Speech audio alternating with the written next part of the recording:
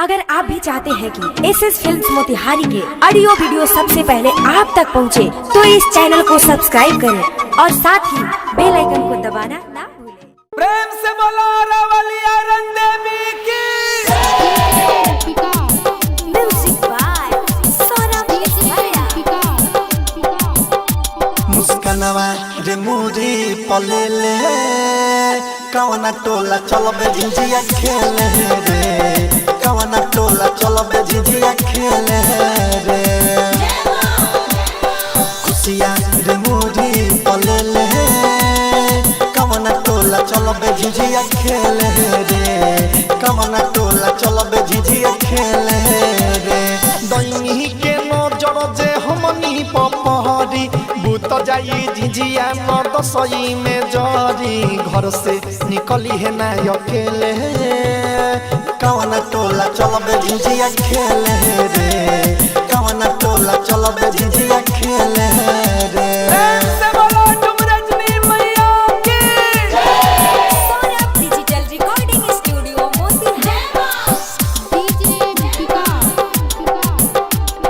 कवना टोला चलबे झिझिया खेले हाँ हाँ यादव टोला जइबे तो ढेला से मारी, झिझिया दिउ सब फोड़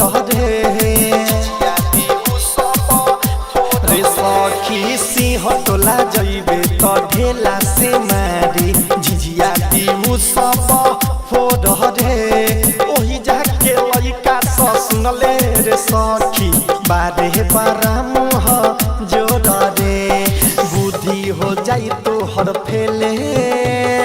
कवना टोला चलबे झिझिया खेले रे, कवना टोला चलबे झिझिया खेले रे। प्रेम से बोलो दुर्गा भवानी की। Saurabh digital recording studio Motihari. कवना टोला चलबे झिझिया खेले हो संजय सादा सबर भए सबरेया, झिझिया नचाबे न हाँ हाँ किसन सुधिरया रतन रतन सारा, झिझिया नचाबे न ऐसे पाया छा तू सुनले रे सखी, खेल हमनिए ही जे नवमी के घूमब मेले मेले।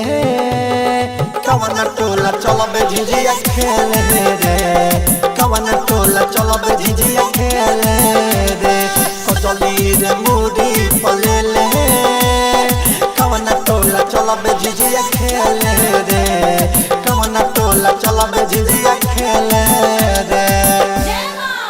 Saurabh digital recording studio Patna.